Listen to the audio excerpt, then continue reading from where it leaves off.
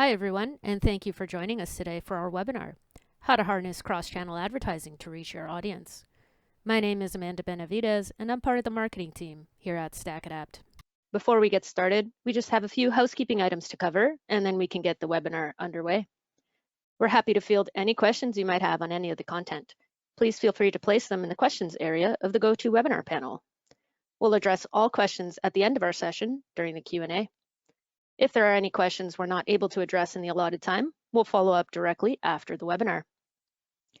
Just a quick note, this webinar is being recorded and will be shared shortly after we end. So today we're excited to introduce Carly Foy, the sales director at StackAdapt. With 8+ years in the marketing and programmatic industry, Carly has proven success in partnering with marketing, partnerships, and data science teams to ensure high-performance campaigns.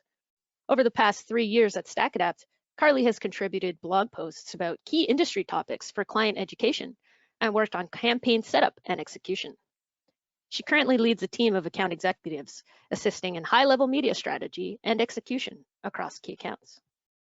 So without further ado, I'd like to hand it over to Carly to get us started. Thanks, Amanda. So before we get into it, if you're new to StackAdapt, and this is obviously a new and exciting thing to share with you guys, we are a demand-side platform. So essentially, we are called the DSP, but really at the end of the day, StackAdapt really focuses on enabling you to plan, execute, and manage data-driven campaigns. So if you're new to the space, that's what we do, and we do that across channels such as display, native, video, CTV, and OTT, as well as audio. So to quickly review the agenda for today's call, I'll be covering off a few topics before we discuss how to implement a cross-channel strategy campaign. We'll review what cross-channel is, why marketers are flocking to programmatic, the programmatic channels you can leverage with StackAdapt, and dive into the overall strategy that we do recommend employing. And don't worry, we will absolutely have time to answer questions at the end, as Amanda mentioned.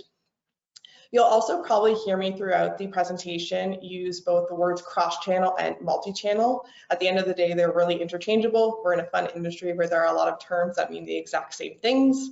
But ultimately, let's do this.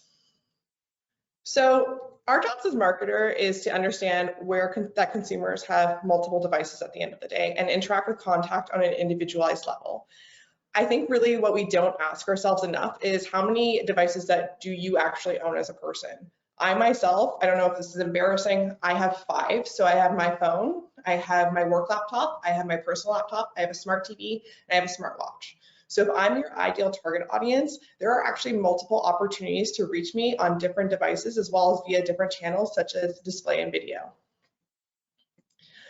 But at the end of the day, there are still challenges and hesitations that we as marketers have coming to the idea of running a multi-channel campaign. So this is a really great stat from CleverTech. They asked respondents what their main challenge was as a marketing function when running multi-channel campaigns. I think really those 2 main points at the top there are actually highlighting one and the same issues. The main challenge really comes down to both execution and optimization, with the consumer journey being a close third. So how can we action on this? Naturally, we've actually seen marketers flock to programmatic specifically because programmatic advertising was actually first designed as a tool where you could yield your cost efficiencies and run on the open web. Since that evolution happened, we've actually seen us continue to build upon data-driven strategies and also understand that there are key areas where we can excel in, such as granular reporting and also helping to determine the identity across channel, leveraging contextual targeting programmatically to scale tailor messaging. And also, of course, everyone's favorite buzzwords, machine learning and AI, does a lot of the heavy lifting. So when people are saying that they're concerned about the optimization or execution of their campaigns, a lot of machine learning and AI tools don't need as much human interaction as they used to back in 8 years ago when I was hand on keyboard. And then additionally to that too, I think one of our main issues that we've always faced as marketers is understanding the scale. So because programmatic does use the open web while layering on that additional audience targeting and contextual targeting, we're actually able to see the scale that we need to deliver outside of those publishers that we might be buying their O&O operated or those walled garden inventory sources. So I'm going to highlight the breakdown of the programmatic channels. So really at the end of the day, from a cross-channel strategy, we can definitely help you out from the 5 main channels: video, CTV and OTT, audio, display, as well as native. And I'm just going to quickly highlight what each of these channels are actually really good for in terms of combining. So native is very much our bread and butter. If you've heard of StackAdapt before, this was one of our first offerings, but we've since evolved in the past 5 years. But what I love about native is it actually offers more of a engaging headline and body copy situation. It feels more natural to the content or the environment that it's in. So it doesn't feel like it's an intrusive ad at the end of the day. And typically we see large engagement rates with this type of unit. We also offer display, and I think display is a really great tool for leveraging cost efficiencies, while also employing, again, another cross-channel strategy, which we'll get into in a little bit. And you can also use this as a way to serve more highly interactive HTML5 creatives versus your static banners. We also offer audio inventory, and I think one thing about audio that we seem to forget is we're literally in the person's ear. So as you can see in that big ad, it says, "Don't just whisper sweet nothings." At the end of the day, we can really engage users and speak to them in the moment versus relying on just visual cues alone. Video, this is where you can really engage your audience in more of a complex story. So you can ideally use this for brand building and further retarget users with additional channels from there. And then CTV and OTT. So I think what's key about this is you're reaching your traditional TV users. We didn't say necessarily broadcast because it's not, but you're leveraging data-driven targeting and analytics that you wouldn't get from a traditional broadcast buy. You're also reaching users that are cord cutters or cord nevers, if you will, for using some key industry terms. So what do we expect from a multi-channel campaign to boost your overall performance? So really at the end of the day, a multi-channel campaign really creates more visibility for your brand. So really at the end of the day, the more presence you have across various channels, the more visible your brand, product, and services ultimately are. And this actually also ties into the holistic information, creating more engagement. So if you have a creative message that you've employed across all multiple channels that you're running in, you're actually creating a story that you wouldn't necessarily get if you were just focusing on one specific type of messaging. And then ultimately as well, it helps you reach your consumers where they are. So really you can optimize your targeting to mimic the consumer journey, which typically doesn't stay confined to one device or channel. As I mentioned, I use 5 devices, so you have 5 opportunities on different channels to reach me. So this is actually a very important stat that we actually did in StackAdapt in-house. We actually evaluated the multi-channel tactics and how we can increase reach to capture those additional users who might be actually only on some of those channels. So maybe they're not me, maybe they only have the one device. But realistically, at the end of the day, if you're already running a campaign on display, you're reaching roughly 80% of the population for that existing channel. But if you're adding in native, for example, you can actually increase your reach overall to 87%, or even just video to 94%. So it's really important to remember that you're not just focusing silo on one channel, but again, you're creating that cohesive customer journey to allow additional interaction and also allow additional reach to make sure that you're hitting users that might be only engaging with one specific type of channel on any given day. I also really love this study that we actually did internally as well. Again, this was done on a global basis by our data science team, but really there is an importance of understanding that multi-channel tactics for display, for example, if you're only used to playing in that realm, you can add in things such as native and really increase that video, as I mentioned, CTV, as well as audio. So there's definitely incremental opportunities to reach your audience as you continue to go onwards. And then again, I just wanted to show this for native. Again, I feel like a lot of the times I'm talking to current clients, they're like, you were known as native, and that was great.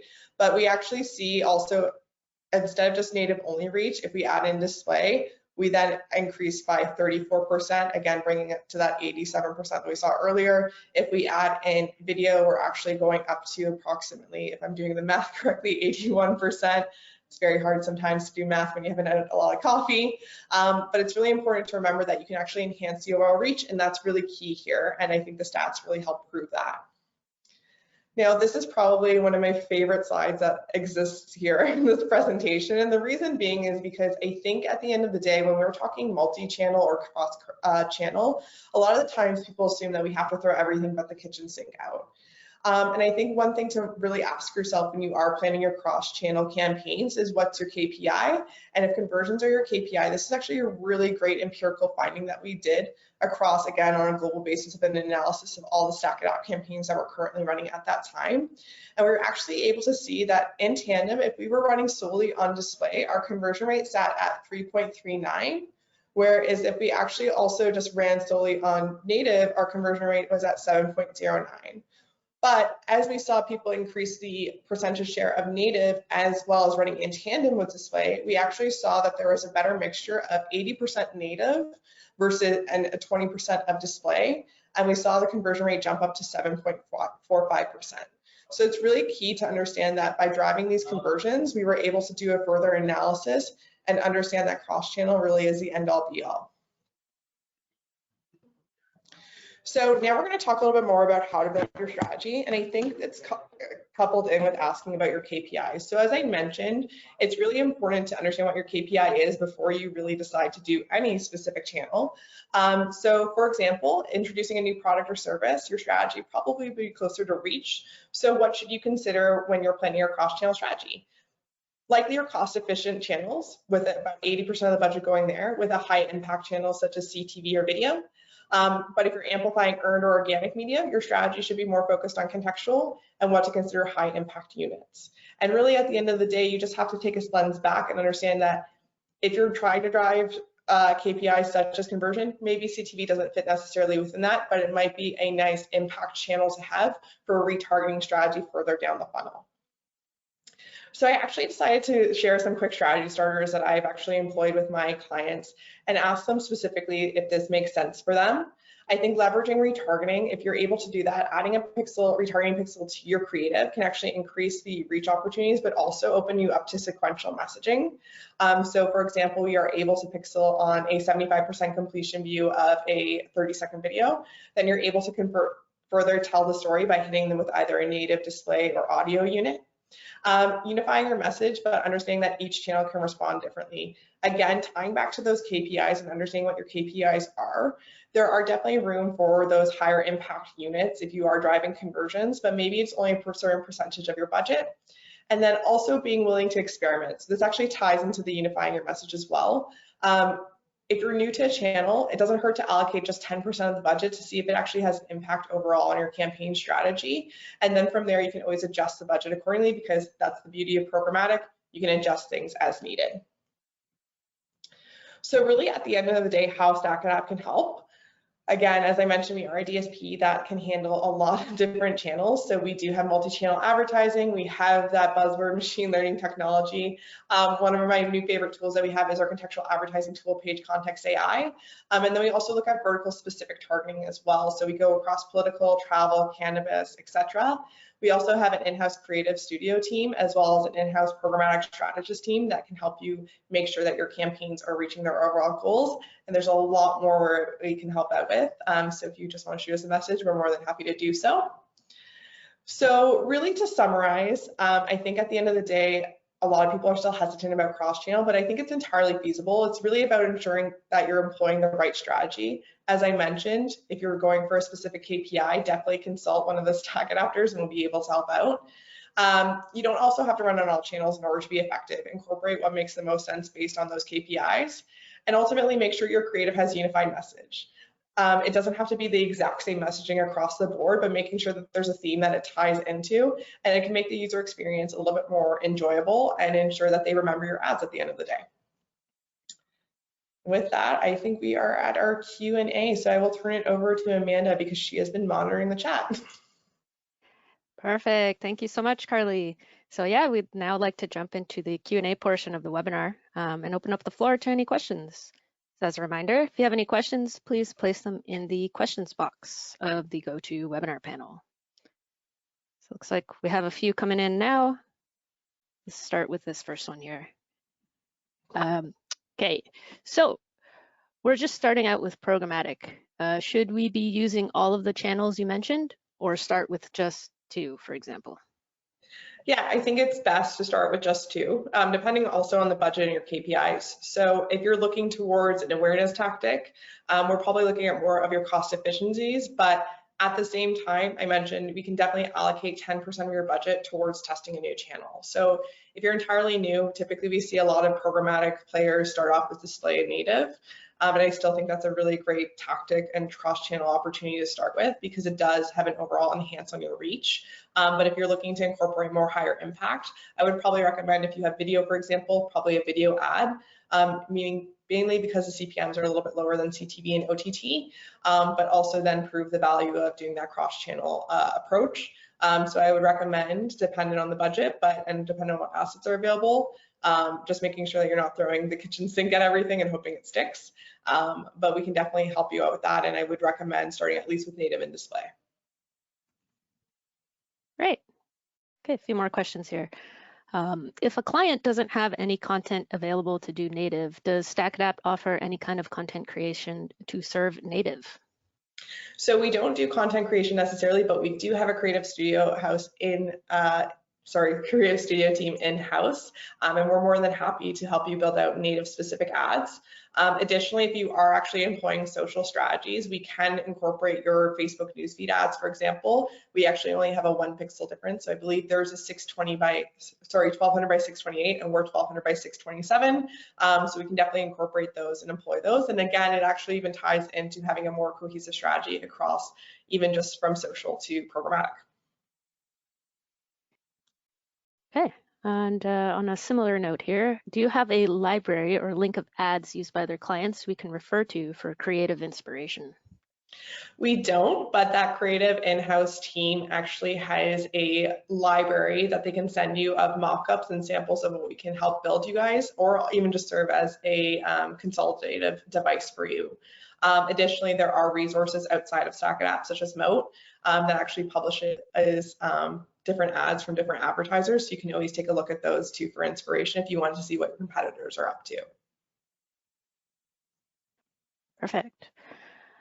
How easy is it to run CTV ads? Can we use the same creatives from video campaigns? Yes, you absolutely can. I think at the end of the day, if you're just playing in the CTV space, that's a great opportunity for you to have, again, that cohesive messaging. It's also great to try out different CTAs as well. So if depending on what the video looks like, again, that creative in-house team could definitely consult with you and say, hey, we'd like to add this call to action instead. It just depends on if it fits, right? Because if you're designing the video for a space where it's clickable versus a CTV space is not clickable, it's important to just keep that in mind when you are planning that creative strategy. Right. And where can we run audio ads? Is Spotify an option? Yes, Spotify is absolutely an option within StackAdapt. So we do have a plethora of private marketplace deals.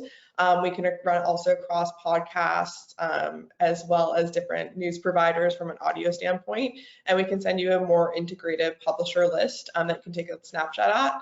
If you wanted to run on Spotify exclusively, that's something that we can help you facilitate via a private marketplace deal or programmatic guarantee deal as well. Great. And we have one final question. How will you retarget when third-party cookies go away? One of my favorite topics is the third-party cookie. So I think, and this is apologies in advance for whoever asked this, I'm going to give you a bit of a rant because it's something near and dear to my heart, obviously being in the programmatic space for 8 years and the third-party cookie and our reliance on it. As of right now, it's pretty much status quo. Right now, essentially with everybody trying to figure out a solution for a cookieless future, we're not sure what that looks like still to this day, right? So at the end of the day, even though we are partaking in unified ID solutions, we all are kind of just throwing mud at the wall and hoping that it will stick. So that said, it will change. Right now, we are using image source-based pixels from retargeting a creative standpoint. And then in addition to that too, we are obviously using StackAdapt pixels to retarget based on the homepage URL visits. If that's where it's pixeled. But that said, it really just depends on what partner really rises to the top. And StackAdapt's policy is that we are closely monitoring the situation. We are actively participating in industry events and I guess panels and all that fun stuff to really find at the end of the day what the answer is going to be. But StackAdapt will ultimately adapt to whatever the industry standard is moving forward, whether that's Unified ID 2.0 or Live Ranch Ramp ID. It's really just dependent on which one comes out of the woodwork as the #1 sole provider. I also think too, from the standpoint of Google, and this is just a side tangent, with Google's constant litigation right now in the EU market, it's possible that we might see this further pushed out. I always joke that the cookieless future is now the new year of the mobile. We've been saying that for the past 10 years. So it will likely continue to change on a daily basis. So we can't per se certain this is what we're going to do, but that is something that we are closely monitoring with our partnerships and data solutions team as well. Fantastic. All right, thank you so much once again, Carly. And that concludes today's webinar. So thank you all for attending today. We hope you found it both informative and insightful. We'll be sending out a follow-up email with a recording to all registrants. Please don't hesitate to reach out with any other questions you might have. Thanks again for joining us, everyone, and enjoy the rest of your day. Thanks, everyone.